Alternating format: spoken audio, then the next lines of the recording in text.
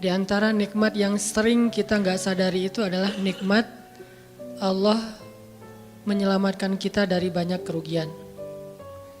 Kalau keuntungan kan kita tahu nih, karena wujud kan. Tapi kalau kerugian, kita seringnya nggak tahu karena tidak berwujud. Kalau berwujud, rugi. Kalau dihindarkan dari kerugian, pasti nggak akan ada wujudnya. Misalnya dihindarkan dari jatuh, berarti kan nggak ada lecetnya ya. Kalau lecet berarti jatuh. Kalau nggak lecet berarti nggak jadi jatuh. Nah ini berarti kan tidak berwujud. Karena nggak berwujud, seringnya kita nggak sadar kalau itu nikmat dari Allah. Tapi kita harus belajar yakin itu sering terjadi dalam hidup kita. Baik itu lecet fisik ataupun lecet hati. Berat. Karena kalau udah kerasa di hati kita kan berarti ada masalah nih. Kadang-kadang Allah menyelamatkan kita dari kekecewaan, dari marah, dari sakit hatinya. Itu kan tidak ada wujudnya karena kita diselamatkan.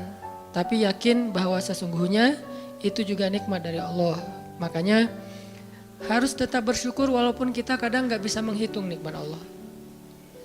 Karena emang gak mungkin menghitung nikmat Allah. Wa in ta'uddu ni'matallah.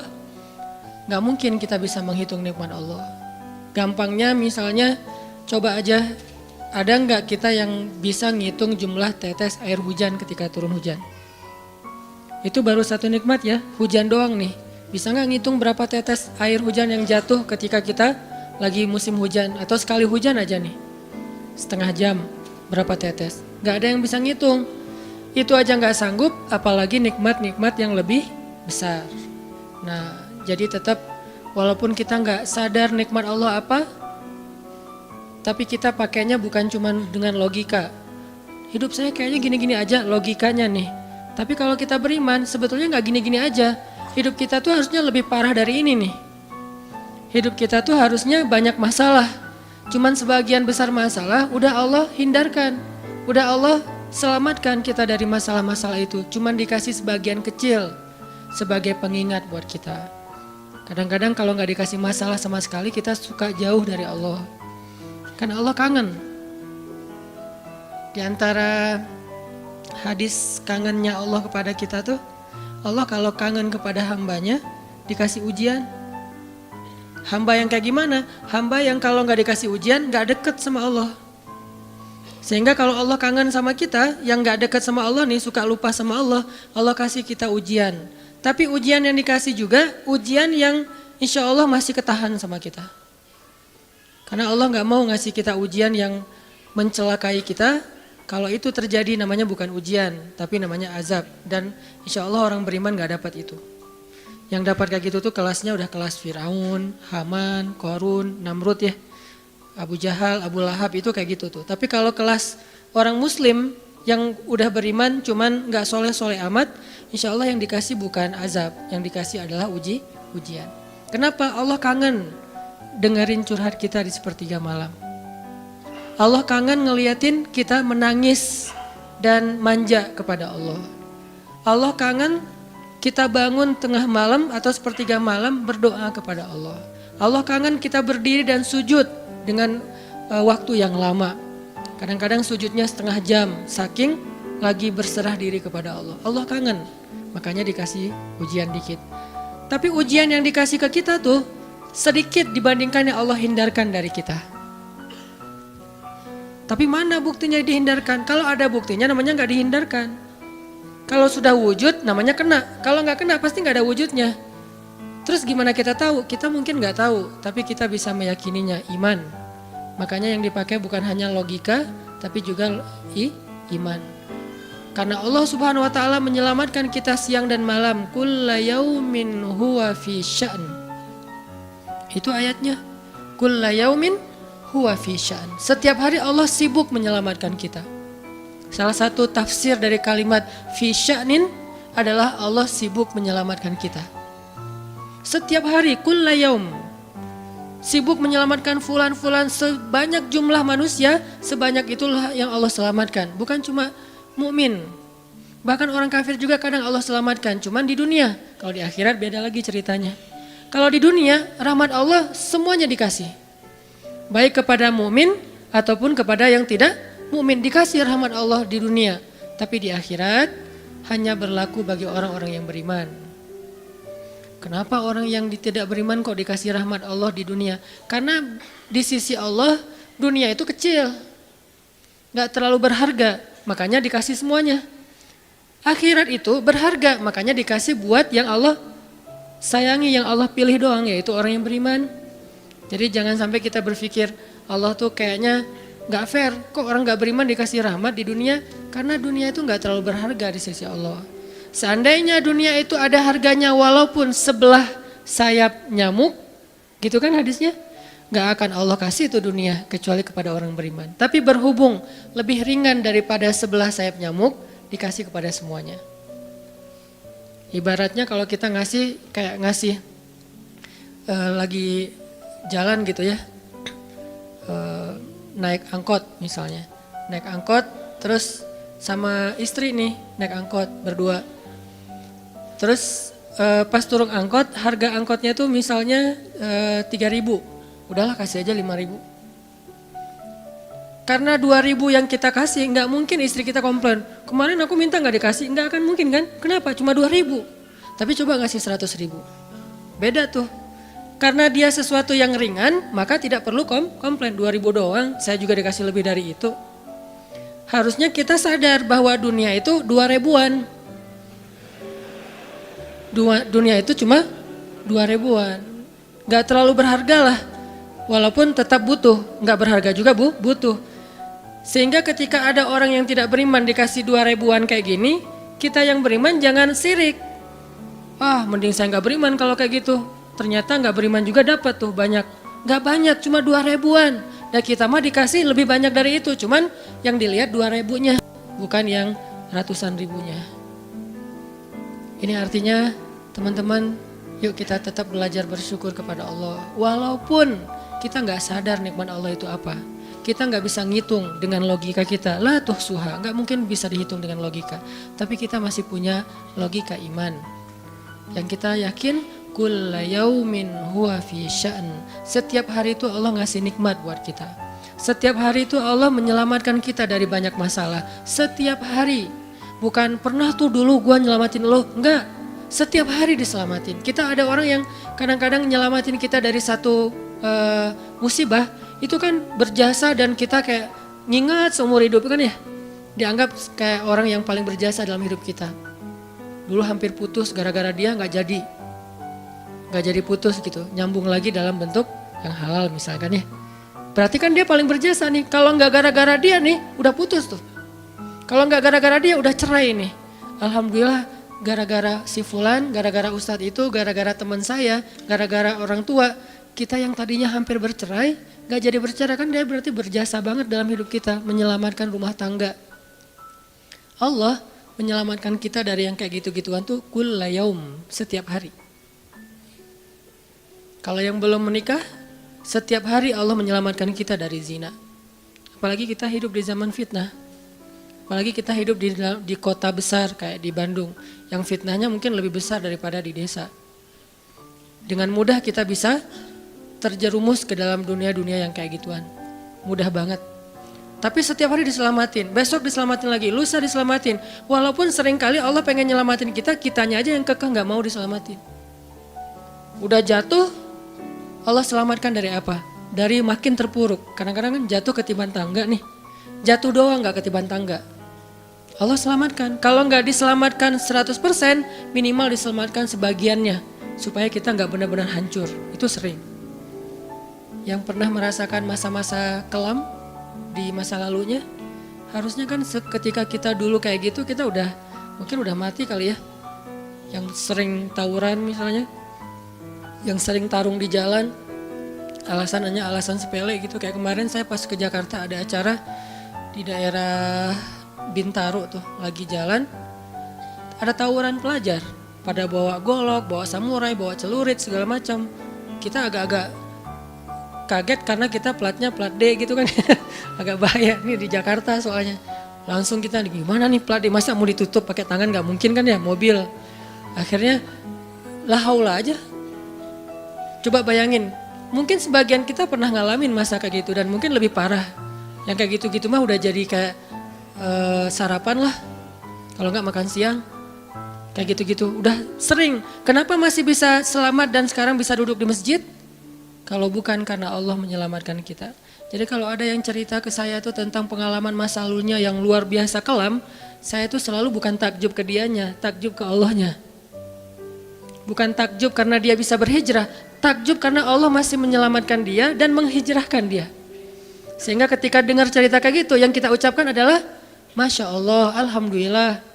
Bukan, wah hebat lo ya, dulu pernah bunuh orang, pernah ini, pernah semua dosa pernah gue lakuin dah. Itu gak perlu bangga, karena kalau dia gak diselamatin Allah, dulu udah celaka dengan dosa-dosa itu. Tapi karena Allah selamatkan, akhirnya dia diberi kesempatan. Bikin dosa dibiarin sama Allah, bikin dosa dibiarin, bukan dibiarin berbuat dosa, dibiarin supaya dia kembali kepada Allah, dikasih kesempatan.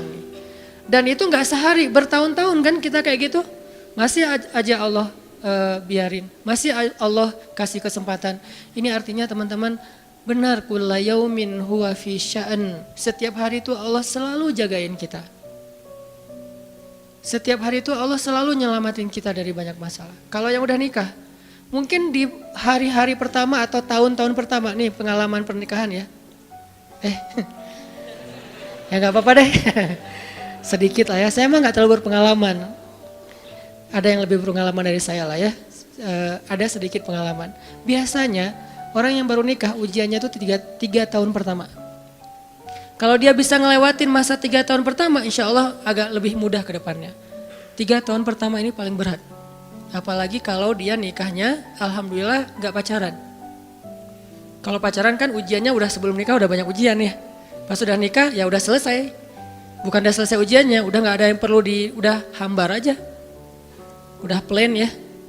Pernah gitu Ustaz? Enggak sih. Untung ya, untung. Alhamdulillah gak pakai pacaran. Soalnya yang pacaran diputusin melulu.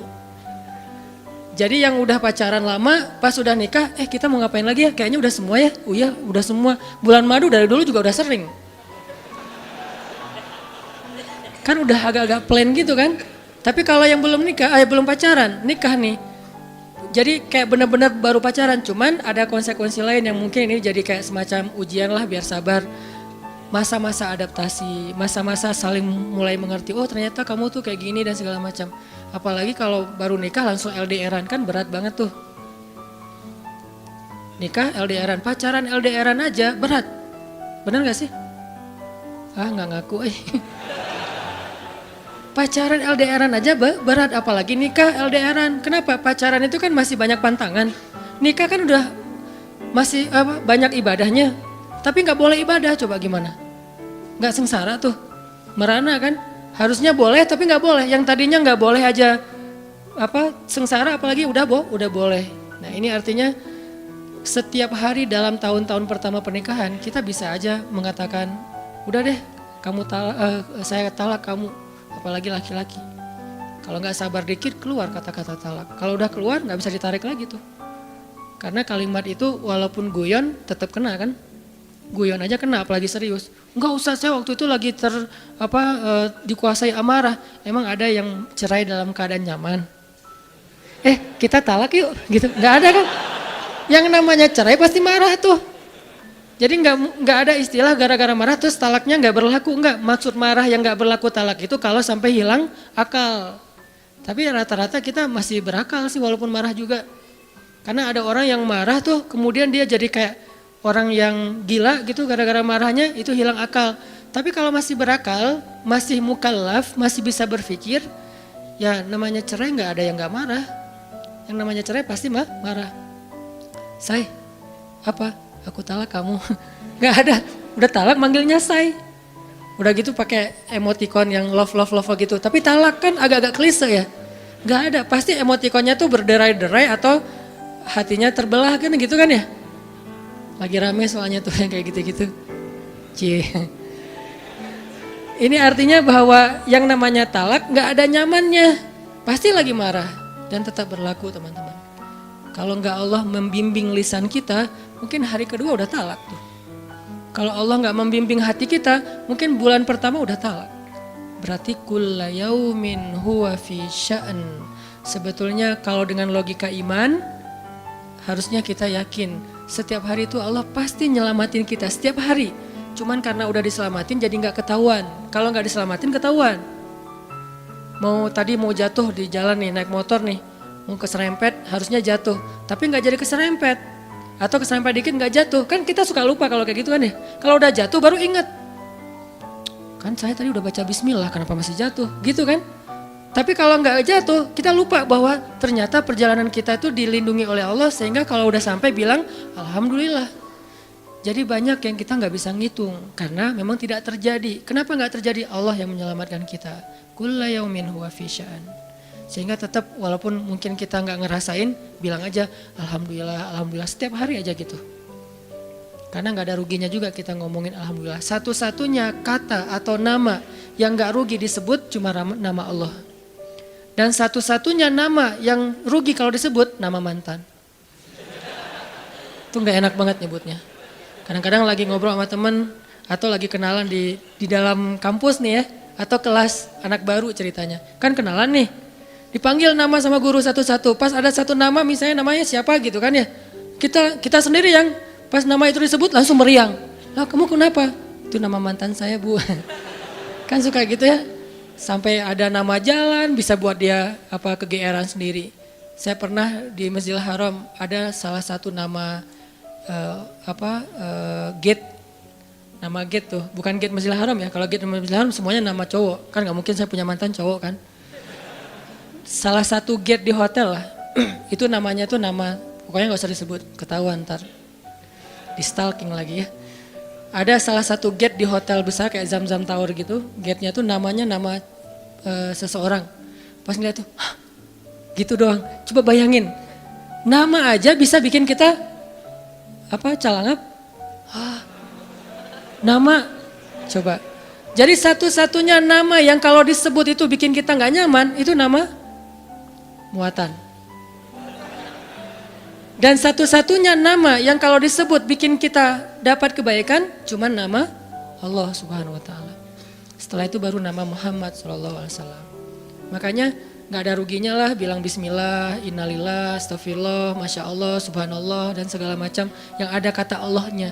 Sehingga Nabi bilang segala sesuatu yang di dalamnya ada nama Allah maka diberkahi. Dan segala sesuatu yang di dalamnya tidak ada nama Allah maka tercabutlah kebaikannya. Jadi nggak ada rugi. Sehingga sampai nama orang aja yang paling baik itu adalah Abdullah sama Abdurrahman. Walaupun manggilnya Dul, El. Tapi tetap namanya bagus nih. Abdullah, Abdurrahman. Kepanjangan prolognya. Tapi ada hubungannya. Allah itu kalau kangen sama kita, Allah kasih kita ujian. Makanya jangan bikin Allah ngasih kita ujian kalau kangen. Tapi ngasih kita nikmat. Kenapa Allah kasih kita nikmat? Soalnya kita udah biasa, gak perlu diuji juga, udah tetap setiap malam tuh curhat sama Allah. Bukan pas lagi banyak masalah doang baru curhat. Kalau pas banyak masalah doang baru curhat, berarti pas kita lagi normal, kita lama tuh gak ketemu Allah. Gak pernah miss call Allah, gak pernah japri Allah, gak pernah curhat ke Allah, gak pernah DM. Kan Allah kangen nih, kemana ya dia kok gak pernah DM saya? Kok gak pernah miss call saya? Kok gak pernah japri ke saya? Padahal online-nya sering loh. Tapi kok nggak pernah ke saya nih online-nya masih apa nih? Kan Allah suka gitu sama hambanya. Walaupun dengan analogi sosmed ya. Tapi Allah tuh perhatian banget sama kita. Allah nungguin kita datang. Setelah sekian lama kita cuek sama Allah tiba-tiba kita baru niat mau datang. Duh udah lama juga ya saya belum japri ke Allah. Baru gitu doang, belum diketik nih, belum typing. Baru niat doang nih. Allah udah bahagia coba. Allah kok baik banget nih sama kita ya. Seolah-olah Allah butuh kita padahal nggak sama sekali loh. Ghaniyun anil alamin. Allah tuh gak butuh kepada siapapun di antara hambanya. Gak butuh sama sekali. Tapi kayak seolah-olah Allah tuh yang butuh banget sama kita. Saking baiknya Allah. Allah itu raufun, rahimun, karimun, jawadun. Apalagi latifun. Nah latifun Allah tuh. Sangat pengen dekat sama hambanya. Itu Allah. Udah lama pergi nih. Sibuk dengan semua orang dijapri, semua orang dia chat sampai tengah malam chat sama orang lain. Tapi Allah gak pernah dijapri, Allah tungguin. Kalau manusia mungkin kita bisa nyebutnya kayak kesepian gitu. Tapi Allah kan gak mungkin kesepian, tetap aja Allah nungguin seperti orang yang kesepian. Saking kangennya sama kita coba. Begitu kita ada masalah datang ke Allah, Allah gak bilang, Giliran sekarang aja lo datang, enggak kayak gitu Allah. Langsung Allah dekap, langsung Allah, ada apa hambaku? Hal min haja, apakah kamu butuh sesuatu? Hal min taib, apakah kamu mau diterima taubatnya? Hal min mustaghfir, apakah kamu mohon minta ampun? Allah tanya kepada kita setiap malam, dicuekin lagi. Datang Allah ke langit dunia. Harusnya kan Allah suruh aja malaikat kasih tahu ke dia supaya berdoa. Enggak, Allah yang langsung turun. Ibaratnya Allah yang ngejapri kita, enggak dirit juga. Setiap malam japri, setiap malam enggak dirit. Padahal online-nya, lasinnya tuh per setiap jam bahkan setiap menit dia online terus. Tapi yang Allahnya enggak dirit, ketimpa lagi tuh. Marahkah Allah? Enggak. Kalau Allah marah, pasti kita udah celaka dari dulu juga. Karena kalau Allah udah marah, maka perhatikanlah kaum-kaum sebelum kalian, kata Allah. Perhatikanlah kaum-kaum sebelum kalian, Ad, Samud, atau tokoh-tokoh sebelum kalian, Firaun, Haman, Namrud, dan seterusnya. Perhatikan kalau Allah udah marah nih. Berarti Allah belum marah sama kita. Tapi jangan sampai batasan waktu yang Allah buat itu kita lewatin, itu bahaya. Karena kalau Allah sudah menentukan waktunya, gak bisa ditolak lagi sama kita.